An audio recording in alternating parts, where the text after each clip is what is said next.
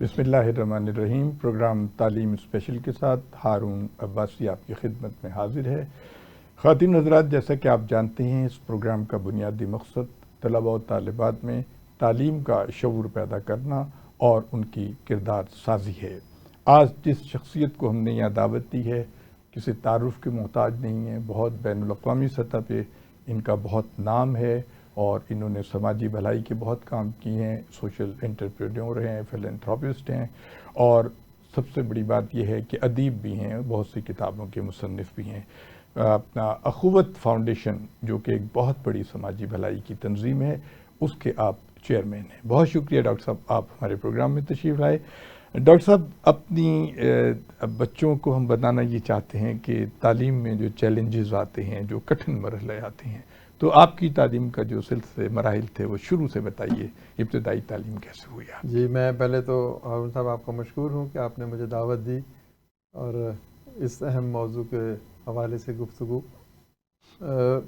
میری تعلیم جو ہے وہ بڑی کوئی ایکسٹرا آرڈنری نہیں تھی، معمولی انداز میں ٹوٹے پھوٹے ایک اسکول میں جس کا دروازہ بھی نہیں تھا، کھڑکی بھی نہیں تھی، روشن دان بھی نہیں تھا، اور کچے فرش پہ ٹوٹا پھوٹا ٹاٹ تھا پھٹا ہوا، اس پہ ہم بیٹھتے تھے۔ تو وہاں سے شروع ہوا کام، تو تختی لکھی اور پھر خوش خطی میں بہت سیکھنے کا موقع ملا، کیونکہ ہمارے استاد کہتے تھے کہ جس کا خط اچھا ہو اس کی سوچ بھی اچھی ہوتی ہے۔ تو پھر پڑھنا لکھنا، پھر مجھے مضمون نویسی کی طرف مائل کیا میرے استاد نے، تقریر کرنے کی طرف، گفتگو کا فن سکھایا۔ تو اچھے استاد تھے، اور ان کا جو فیض نظر ہے، وہ جو اقبال نے کہا کہ یہ مکتب کی کرامت ہے، یہ فیضان نظر ہے یا کہ مکتب کی کرامت ہے، سکھائے کس نے اسماعیل کو آداب فرزندی۔ تو یہ فیضان نظر بھی تھا اور مکتب کی کرامت بھی تھی کہ ہم جیسے جو معمولی لوگوں کو بھی لکھنا پڑھنا سیکھنا سمجھنا اور پھر اس پر عمل کرنے کی کسی حد تک توفیق ملی۔ تو ایک بڑی چھوٹی سی یہ ٹوٹے پھوٹے اصل اسکول میں سے شروع ڈاکٹر ہوا۔ صاحب، جو آپ نے بات کی کہ آپ پھٹے ہوئے ٹاٹ پہ بیٹھ کے پڑھتے تھے، تو جب ہم تحریک پاکستان کے اکابرین کی طرف دیکھتے ہیں تو 99.9% وہ لوگ تھے جو ٹاٹ کے اسکولوں پہ پڑھے ہوئے تھے، جو لالٹین کی روشنی میں یا دیے کی روشنی میں یا اسٹریٹ لائٹ کے نیچے وہ بیٹھ کے پڑھا کرتے تھے، اور انہوں نے ہمیں اتنی بڑی آزادی دلا دی۔ تو ہم تو شکر گزار ہیں ان ٹاٹ والے اسکول کے بچوں کے۔ اور اب دیکھیے ڈاکٹر صاحب، وقت بدل گیا ہے۔ اب دیکھیے ایک بچہ مرسیڈیز گاڑی میں آتا ہے اور وہ ایک ایئر کنڈیشنڈ اسکول میں بیٹھتا ہے، اور جب استاد پڑھا رہے ہوتے ہیں تو وہ موبائل پہ چیٹنگ کر رہا ہوتا ہے۔ تو وہ جو علامہ اقبال نے کہا کہ وہ فریب خوردہ شاہین جو پلا ہو کرگسوں میں، اسے کیا خبر کہ کیا ہے رہو رسم شاہ بازی۔ تو اب میں گزارش یہ کروں گا کہ آپ یہ بتائیے کہ وہ جو آپ کی جو کردار سازی تھی، اس میں آپ نے بتایا کہ اساتذہ کا بڑا رول تھا، اس کے ساتھ ساتھ جو بہت اہم چیز ہے وہ غیر نصابی سرگرمی، اس میں آپ حصہ لیتے تھے۔ جی بالکل، کردار سازی میں سب سے پہلے تو ماں آتی ہیں، والد آتے ہیں، بہن بھائی آتے ہیں، گھر کا ماحول ہے، پھر نیچرلی دوسرا سنگ میل اسکول ہے، تو پھر وہاں پر اساتذہ ہیں، وہاں پر طالب علم ہیں، اور پھر کردار سازی آپ نے درست فرمایا کہ صرف کتاب کی مرہون منت نہیں ہے، اس کے لیے آپ کو کھیل کے میدان میں بھی جانا پڑتا ہے، ہارنا بھی پڑتا ہے، جیتنا بھی پڑتا ہے، ہار کے بھی آپ کچھ سبق سیکھتے ہیں اور جیت کے آپ کو انکسار کا سبق ملتا ہے، ایک ہیلدی کمپٹیشن۔ تو وہ پھر غیر نصابی سرگرمیوں میں کتاب پڑھنا، مضمون لکھنا، جیسے میں نے پہلے کہا، تقریر کرنا، دیکھنا تقریر کی لذت کے جو اس نے کہا، تو یہ ساری چیزیں آہستہ آہستہ اب بھی ہوتی ہوں گی، لیکن میں سمجھتا ہوں کہ ہمارے دور میں یہ کچھ زیادہ تھیں۔ اس وقت جو آپ نے فرمایا کہ فون نہیں تھا، اس وقت فون کی جگہ پر زیادہ کتاب تھی یا کاغذ اور قلم اور دوات تھی، تو وہ پھر لکھنے کا عمل جو ہے وہ انسان کو جو سکھاتا ہے وہ اس کے ذہن پہ دل پہ نقش ہو جاتا ہے۔ تو بس ایسا ہی ایک ماحول تھا جس میں استاد نے اور کتاب نے بڑا کلیدی کردار ادا کیا. اور وہ جو استاد کا رویہ اس دور میں تھا بڑا مشفقانہ قسم کا، روب دبدبہ بہت ہوتا تھا، ہاتھ میں ڈنڈا ہوتا تھا ان کے، لیکن وہ بچے ان سے سیکھتے تھے، وہ ان کے رول ماڈل ہوتے تھے. آپ کے رول ماڈل آپ کیا سمجھتے ہیں؟ آپ کے اساتذہ تھے یا آپ کے پیرنٹس تھے؟ کہاں سے آپ کی تربیت؟ رول ماڈل کو ایک شخص نہیں ہوتا جی. رول ماڈل ہر وقت میں، ہر عہد میں، آپ زندگی کے کس مرحلے پر ہیں بدلتے رہتے ہیں. بچپن میں بڑا بھائی یا عزیز و اقارب، پھر اسکول میں استاد، پھر دوست بھی رول ماڈل ہوتے ہیں. ٹھیک ہے. پھر اس کے بعد آپ جب تاریخ پڑھتے ہیں، ادب پڑھتے ہیں، تو کچھ شخصیات ایسی ہوتی ہیں جو آپ کا رول ماڈل بن کر آپ کے ساتھ کھڑی ہو جاتی ہیں، آپ کو راستہ دکھاتی ہیں، آپ کو ہاتھ پکڑ کے چلنا سکھاتی ہیں. پھر آپ دینی اعتبار سے آپ سیکھتے ہیں، آپ کا مذہب، آپ کا فیتھ، یہ چیزیں آپ کی روایت آپ کو بتاتی ہے. تو کوئی ایک شخص نہیں رول ماڈل ہوتا، نوجوانی میں کچھ اور ہوتا ہے. ٹھیک ہے. تو پھر اس کے بعد آپ جب پروفیشنل لائف میں آتے ہیں تو پھر آپ کچھ لوگوں کو دیکھتے ہیں کہ وہ کسی بڑے مرتبے پہ کیسے پہنچے، تو پھر وہ بھی رول ماڈل ہوتے ہیں. ٹھیک ہے. آپ نے ڈاکٹر صاحب گفتگو شروع میں فرما رہے تھے آپ کہ کتب بینی اس زمانے میں ایک بڑا ٹرینڈ تھا جو کہ اب ختم ہو، جب سے یہ سوشل میڈیا آیا ہے تو بچوں کی توجہ کسی اور طرف ہے. تو کتابیں پڑھنے کا جو ذوق ہے یہ آپ کو کیسے پیدا ہوا؟ پہلی بات میں یہ کہوں گا کہ کتب بینی کا جو رجحان ہے، آپ اس کے کہیں کہ اس کی فارم بدل گئی ہے. اب کتاب پہلے دیکھیں، پہلے کتاب پتوں پہ لکھ کر پڑھی جاتی تھی، پھر کتاب کاغذ پر لکھ کے پڑھی جانے لگی. اب کتاب جو ہے یہ فون پہ لکھی ہوئی ہوتی ہے. کتاب رہتی ہے، کتاب کی حیت بدل گئی ہے. علم جو ہے نا، دیکھیں کتاب کا کیا مقصد ہے؟ کتاب کا مقصد ہے کہ وہ خزینہ ہے علم کا، یعنی اس میں فہم و فراست اور علم و دانش جمع کر دی گئی. تو وہ کتاب خواہ تختی ہو، خواہ کسی درخت کی چھال ہو، خواہ ذہن کا کوئی پردہ ہو، یا وہ ٹی وی ہو، یا وہ میڈیا ہو، تو یہ حیت بدلتی ہے. لیکن جو چیز نہیں ختم ہونی چاہیے وہ ہے پڑھنا، سیکھنا. جی بالکل. وہ آگے بڑھنا، ماضی کو بھی یاد رکھنا اور مستقبل کے بھی خواب دیکھنا. تو ہم نے کتاب سے شروع کیا. آج کے عہد میں لوگ کنڈل پہ جاتے ہیں، فیس بک پہ جاتے ہیں، یوٹیوب پہ جاتے ہیں، سنتے بھی ہیں، دیکھتے بھی ہیں. تو میں یہ ضرور کہوں گا کہ دیکھیں کتاب کے بغیر تو کوئی معاشرہ نہیں ترقی کر نہیں سکتا. نہیں کر سکتا. بالکل صحیح فرمایا آپ. ہم جو کچھ بھی کر رہے ہیں یہ علم کی بدولت ہے. بالکل. تو علم کے حصول کے ذرائع مختلف ہو سکتے ہیں. مختلف عہد میں آپ کی جو سائنس ہے، آپ کی جو ٹیکنالوجی ہے، وہ علم کے حصول کے، مثلا آپ دیکھیں بہت سے لوگ کہتے ہیں جی مستقبل میں یونیورسٹیز بند ہو جائیں گی، لوگ گھر میں بیٹھ کر آن لائن پڑھا کریں گے. تو ہو سکتا ہے ایسا ہو جائے. اس کے کچھ فائدے بھی ہوں گے، کچھ نقصان بھی ہوں گے. فائدے یہ ہوں گے کہ آپ گھر میں بیٹھے ہوئے ہیں، آپ ٹریفک میں نہیں جا رہے، آپ بھاگ دوڑ نہیں کر رہے، آپ زیادہ.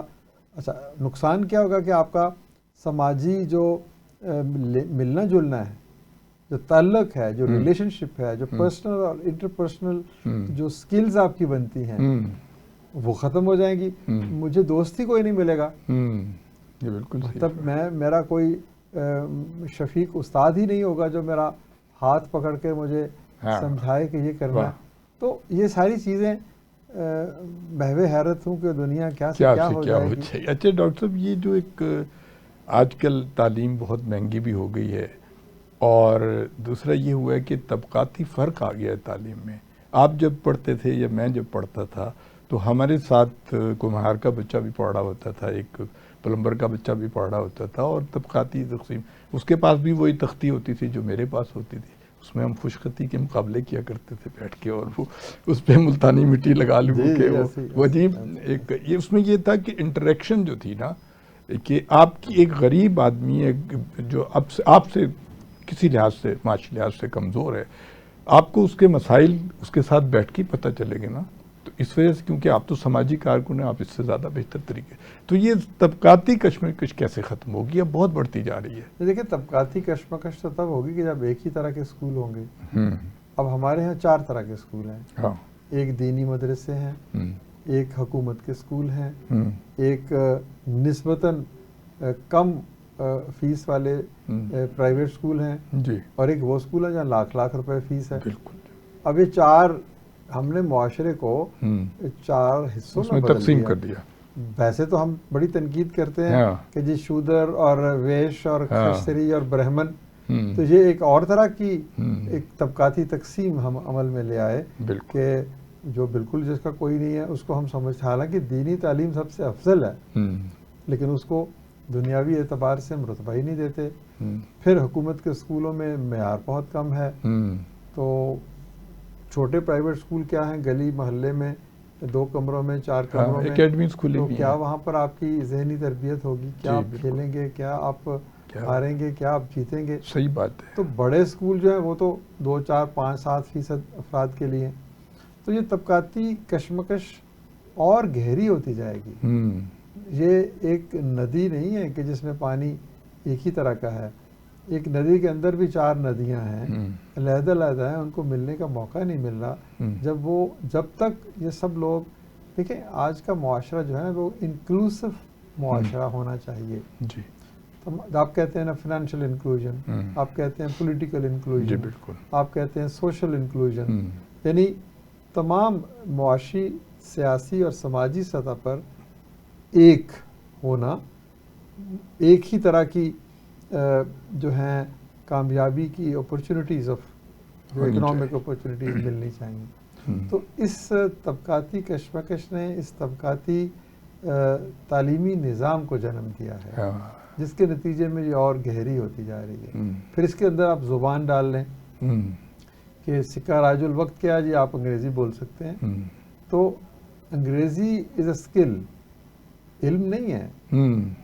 یعنی آپ اپنے علم کا اظہار ایک زبان میں کر رہے ہیں، ایک زبان میں کریں، تو وہ بھی ہو سکتا ہے ہمارے ایسے اسکول کا بچہ جو اردو میڈیم ہو وہ زیادہ ذہین، فتین اور علم بھی کے حوالے سے آگے ہو، ٹھیک ہے۔ اب اسے اردو میں کہنے کے موقع مل جائے تو شاید وہ زیادہ بہتر محو حیرت کر دے۔ بالکل وہی بات انگلش میں کہ اب آپ مجھے یہ بتائیے کہ ایک انگریز جو ہے یا کوئی فرینچ ہے، وہ PhD ہے، تو اس کو آپ اپنے ہمارے گاؤں میں، پاکستان کے کسی گاؤں میں لے آئیں تو شاید وہ 2 دنوں میں بھوکا مر جائے۔ صحیح بات ہے، کسی کو کہہ بھی نہیں سکے گا کہ مجھے بھوک لگی ہے۔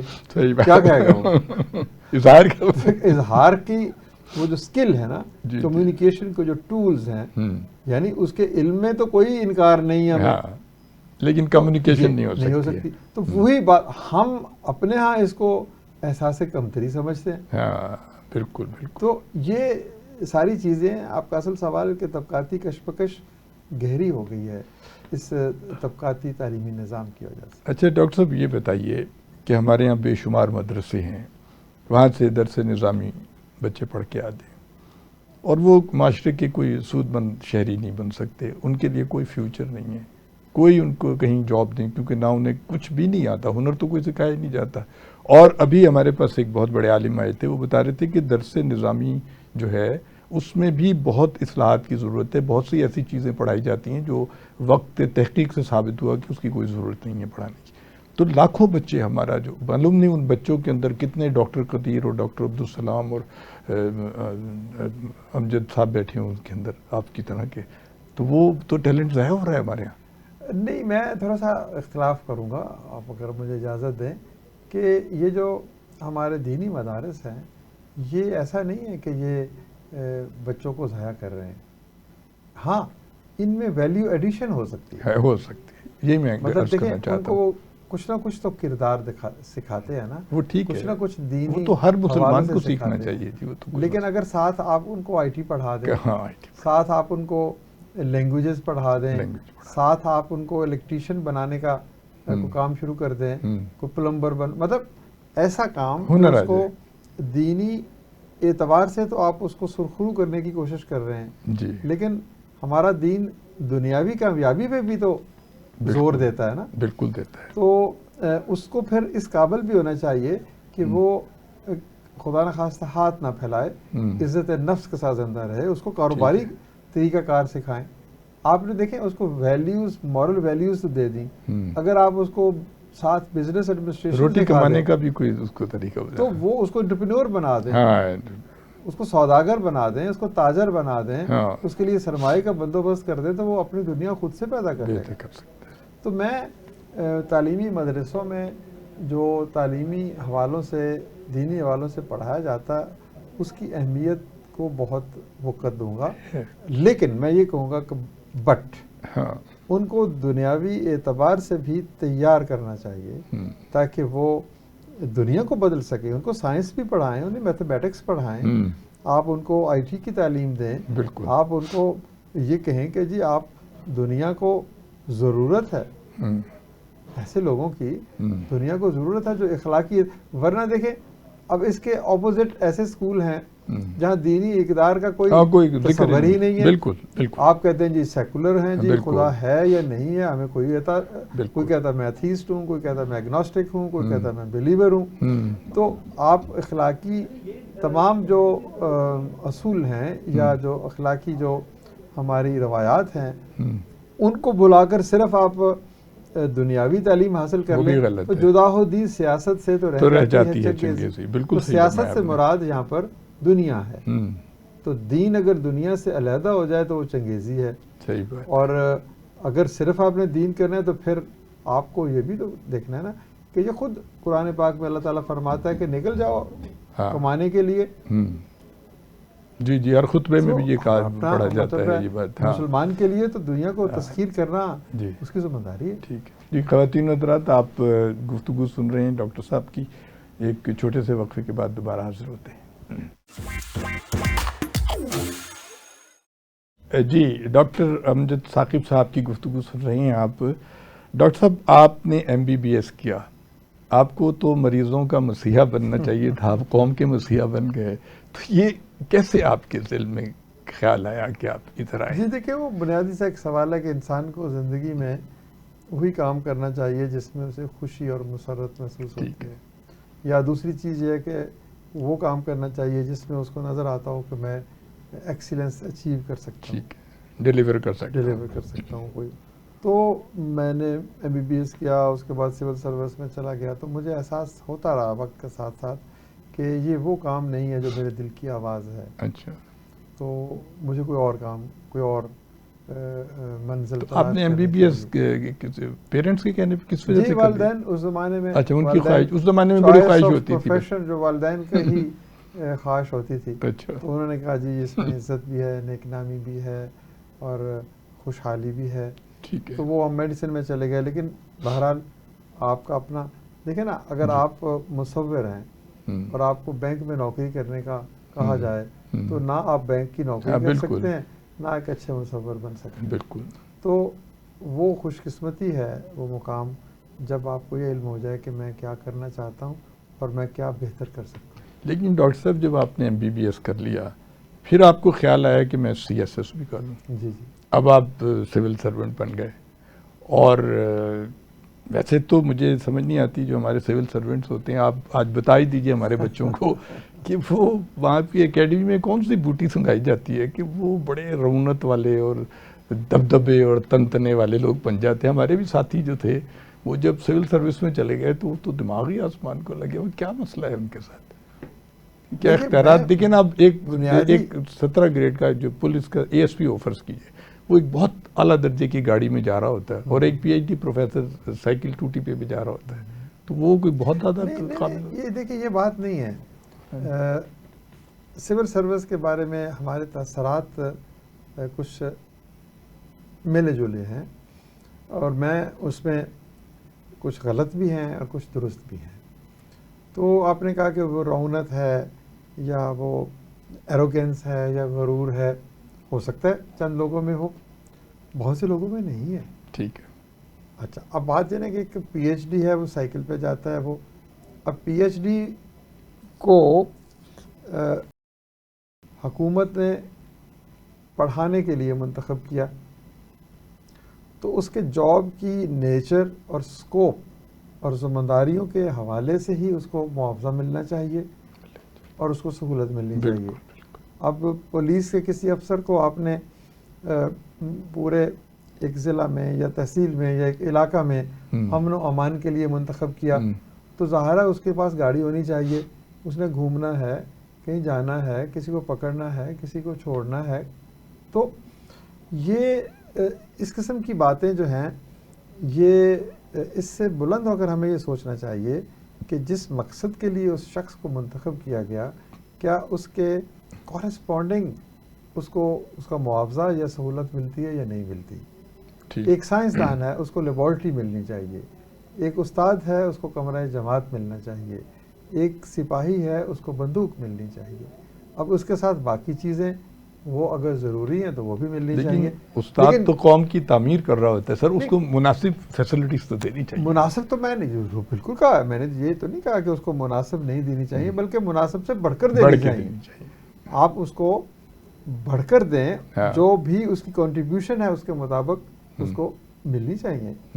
تو لیکن ایک یہ ہے ٹینجیبل چیزیں کہ یہ مادی فوائد کی ہم بات کر رہے ہیں. ہمارے معاشرے میں تو استاد سے عزت اور ناموس اور آبرو ہی چھین لی گئی ہے.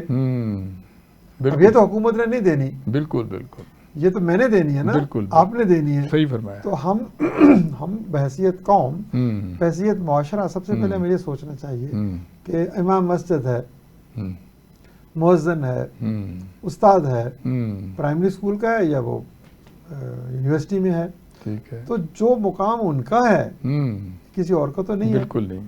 تو ہم آپ خود بتائیے، ہم حکومت سے شکوہ کریں ٹھیک ہے، لیکن اس سے پہلے ہم خود سے بھی تو شکوہ کریں کہ میرا طرز عمل کیا ہے. بالکل ٹھیک ہے. میں کسی پولیس کے یا کسی اور بڑے افسر کو دیکھ کے تو کھڑا ہو جاتا ہوں، تو مولوی صاحب کے ساتھ میں کیا وہی احترام. بالکل صحیح فرمایا. تو یہ ایک کولیکٹیو جو ہمارا رسپانس ہے نا، وہی پھر ہمارے اداروں کے رسپانس میں جھلکتا ہے. بالکل صحیح فرمایا. تو یہ دوسری بات میں ضرور کہوں گا کہ ہر سرکاری ملازم یا جس کے پاس منصب کا اور اختیار کا بوجھ ہے وہ برا نہیں ہوتا، وہ مغرور نہیں ہوتا.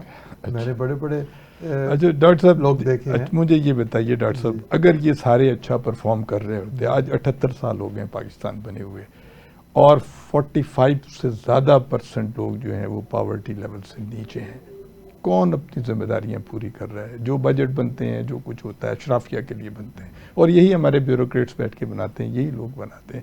تحفظ ہمیشہ جو ہے نا وہ اشرافیہ کو دیا جاتا ہے. دیکھیں اس میں بھی یہ دیکھیں، آپ ایک سیکشن آف سوسائٹی کو اپنی تمام تر ناکامیوں کا ذمہ دار نہیں ٹھہرا سکتے. میں تو کہتا ہوں ماں باپ با اختیار لوگ ہیں، میں ان کی بات کر رہا ہوں. سب سے پہلے ماں باپ آتے ہیں، ٹھیک ہے، کیا تربیت دی آپ نے. پھر استاد آتا ہے، کیا تربیت دی. پھر باقی شعبے آ جاتے ہیں، صحافت آ جاتی ہے، تجارت آ جاتی ہے. تو معاشرے میں تمام تر اچھا آپ بجٹ کی آپ نے بات کی، یا وسائل کی تقسیم کی بات کی. وسائل کی تقسیم یہ بیوروکریٹس یا سول سرونٹس نہیں کرتے. دس از اے پولیٹیکل ڈیسیژن. وہ تو صرف اس کو امپلیمنٹ کرتے ہیں. یہ آپ نے فیصلہ کرنا ہے. اگر آپ عوامی نمائندے ہیں اور آپ کو اقتدار ملا ہے اور آپ اسمبلی کے ایوان میں بیٹھے ہوئے ہیں، تو آپ امین ہیں وہ جو بھی ریسورسز ہیں. آپ نے یہ فیصلہ کرنا ہے کہ اتنے % تعلیم پہ خرچ ہوگا، اتنے % صحت پہ خرچ ہوگا، اتنے % روزگار پہ خرچ ہوگا. Bureaucrats are a tool to implement whatever vision and policy you frame. چلیں ٹھیک ہے ڈاکٹر صاحب، ٹھیک ہو گیا. ویسے میرا مقصد ویسے صرف بیوروکریٹس کو کرٹیسائز کرنا نہیں تھا، اس میں ہماری اسٹیبلشمنٹ، ہمارے پولیٹیکل لوگ، سب لوگ ہی شامل ہیں. اور ملک جو دیکھیں نا 10 لاکھ بچہ اس سال ملک چھوڑ کے چلا گیا، اتنی بچوں میں فرسٹریشن ہے. خیر بہرحال آپ نے طب کا شعبہ چھوڑا، پھر آپ بیوروکریٹ بن گئے، پھر آپ آگئے سماجی بہبود کی طرف. تو یہ تیسرا قدم. کعبے کی ہے ہوس، کوئے بوتاں کی ہے، واہ، مجھ کو نہیں خبر میری مٹی کی. واہ، اپنی خبر نہیں. تو وہ اس مقام کی تلاش میں ہے. جی، وہ آپ نے پڑھا ہوگا، ایک بڑا مشہور مقولہ ہے کہ وہ مقام جہاں خواہش قلبی اور فرض منصب بھی مل جائیں خوش بختی کہلاتا ہے. تو ہم بھی خوش بختی کی تلاش میں ہیں. ٹھیک ہے. تو بل میری پچھلی گفتگو سے یہ تاثر نہ لیجئے کہ میں کسی ایک طبقے کو بری ذمہ قرار دے رہا ہوں. میں سمجھتا ہوں کہ ہم سب کی کلیکٹیو انفرادی اور اجتماعی ذمہ داری، بالکل صحیح، کہیں نہ کہیں ہم میں سے سب کوئی نہ کوئی کسی نہ کسی جگہ پہ فالٹر کر رہا ہے، بالکل کر رہا ہے، غلطی کر رہا ہے. جی بالکل. مثلا ایک عام آدمی بھی جب ووٹ دیتا ہے تو وہ سوچے تو صحیح نا میں کس کو ووٹ دے رہا ہوں، مطلب وہیں سے آغاز ہوتا ہے نا. بالکل. تو یہ ہمیں سوچنا چاہیے کہ میرا کیا کردار ہے، کیا میں اپنے آئین سے محبت کرتا ہوں.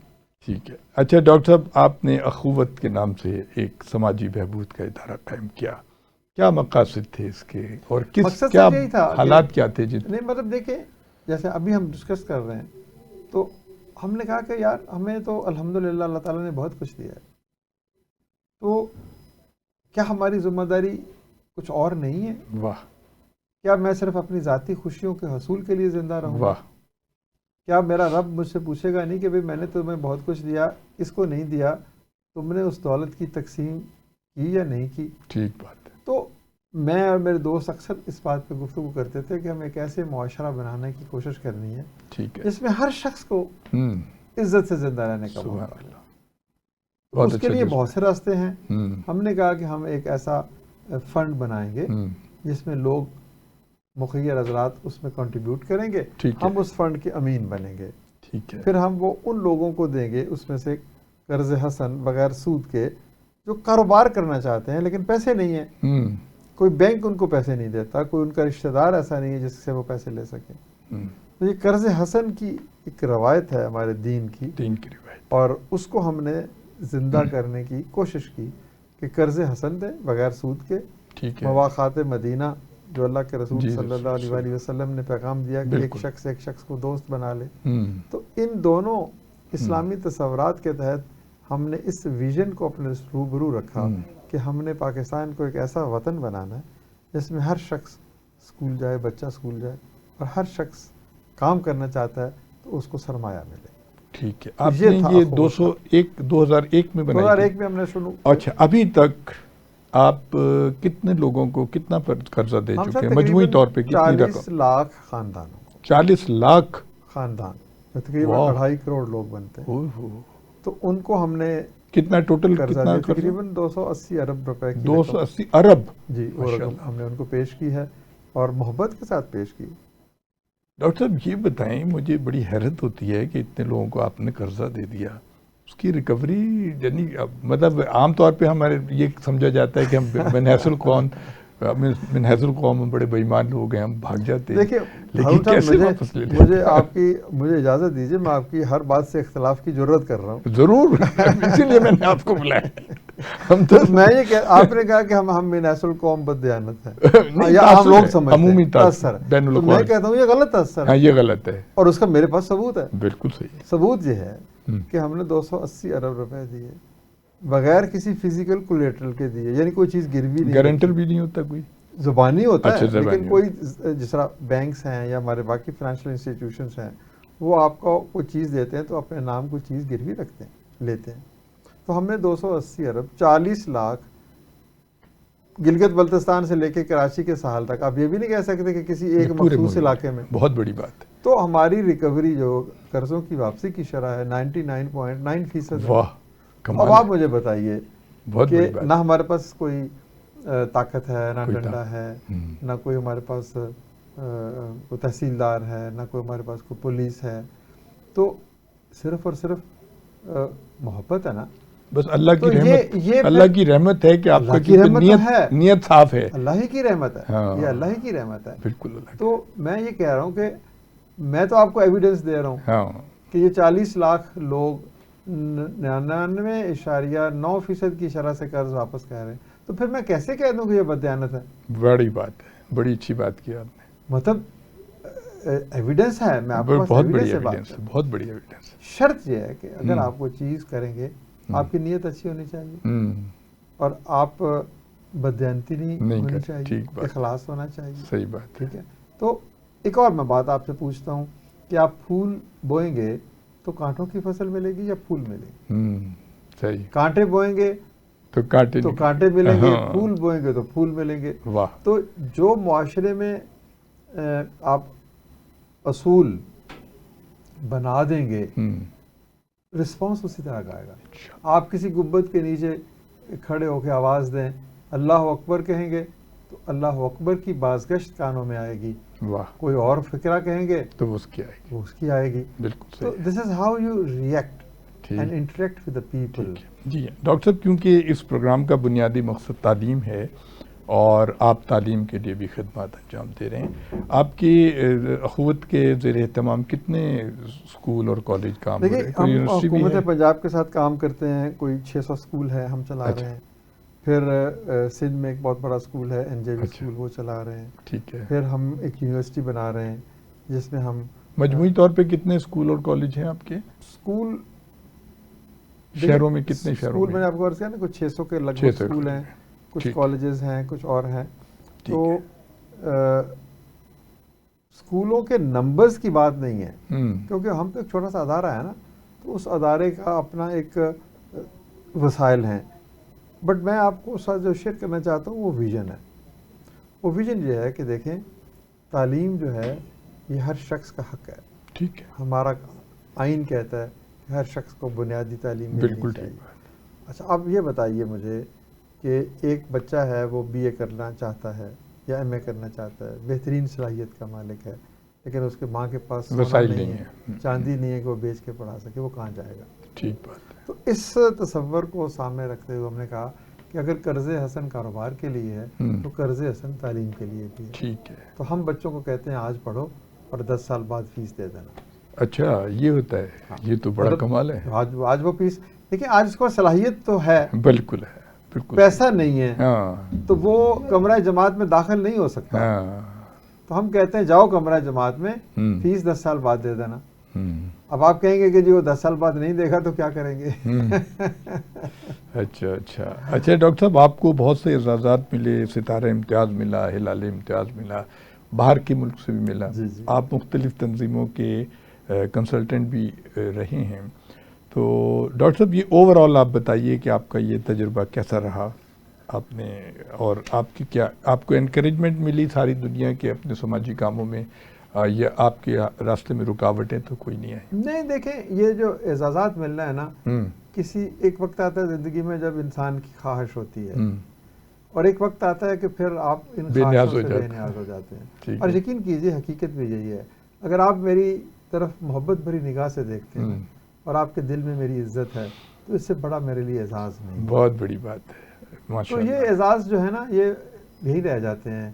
آپ کے ساتھ جو کوئی چیز رہتی ہے تو وہ نیک نامی ہے. اچھا ڈاکٹر صاحب، بڑی مصروف زندگی آپ کی رہی ہے. آپ نے کتابیں بھی بہت ساری لکھی. کیا کن موضوعات پہ لکھی ہیں کتابیں ہم نے؟ جی، بہت ساری کتابیں ہیں. میرا ایک سفر نامہ ہے گوتم کے دیس میں، وہ نیپال کا ہے. پھر کچھ بڑے لوگوں کے بارے میں نے لکھا ہے. کچھ تاثراتی کتابیں ہیں. کچھ اخوت کا فلسفہ ہے. اخوت کا سفر جو ہے. کچھ بایوگرافیز ہیں. تو وہ بڑی متنوع قسم کے موضوعات ہیں، منتشر قسم کے موضوعات ہیں. لیکن ان سب کا ایسنس جو ہے نا، وہ ایک ایسے معاشرے کی تشکیل کی خواہش ہے جس میں ہر شخص عزت سے زندہ رہے. بہت اچھی بات ہے. ڈاکٹر صاحب، کیونکہ وقت ختم ہو رہا ہے، ہم چاہیں گے کہ آپ ہمارے طلباء و طالبات کو کوئی پیغام دینا چاہیں. جی دیکھیں، طلباء و طالبات جو ہیں وہ ہمارا مستقبل ہیں. یہی چمکیں گے تو پاکستان چمکے گا، یہی آگے بڑھیں گے تو ہم آگے بڑھیں گے. تو میں تو ان کو یہی کہوں گا کہ وہ طالب علم ہیں تو طالب علم کے معنی پہ غور کریں. طالب علم وہ ہوتا ہے جو علم کی طلب رکھتا ہے اور طلب میں وہ ایکسیلنس پہ پہنچے. تو استاد کی عزت کریں، کتاب سے محبت کریں، انوویشن، کریٹیوٹی اور علم کو بحیثیت علم ڈگری کے لیے نہیں بلکہ ایکسیلنس کے لیے علم حاصل کریں اور پھر وہ معاشرے کو کنٹریبیوٹ کریں. علم پہلی منزل ہے. علم کے بعد عمل ہے. عمل کے بعد اخلاص ہے. اخلاص کے بعد انکسار ہے. سبحان اللہ. تو اگر یہ علم آپ کو عمل کی طرف مائل نہیں کرتا، اخلاص کی طرف مائل نہیں کرتا، اور پھر آپ جب کچھ چیز حاصل کر لیتے ہیں تو آپ میں ہیوملٹی اور انکساری نہیں آتی، تو پھر وہ علم جو ہے وہ بے معنی ہے. بالکل ٹھیک ہے. میں اپنے نوجوانوں کو، مستقبل کے ان لیڈرز کو یہی کہوں گا کہ وہ علم میں ایکسیلنس اچیو کریں اور پھر اس کو عملی جامہ پہنائیں، اور پھر انٹینٹ، آپ کی جو نیت ہے وہ کیا ہے، اور پھر آپ کے اندر ہیوملٹی ہے، یا جیسے آپ نے فرمایا کہ غرور اور انا اور تنی ہوئی گردن ہے، تو یہ نہیں ہونا چاہیے. اچھا جی، خواتین و حضرات، آپ نے ڈاکٹر امجد ثاقب صاحب کی گفتگو سنی، بہت انفارمیٹیو باتیں کی اور بہت انہوں نے نوجوانوں کو موٹیویٹ کرنے کی کوشش کی کہ آپ علم کی طرف آئیں اور اپنے کردار کو مضبوط بنائیں اور ملک و ملت کی خدمت کریں. بہت شکریہ ڈاکٹر صاحب، آپ ہمارے پروگرام میں تشریف لائے. ہارون عباسی کو اجازت دیجیے گا. اللہ حافظ.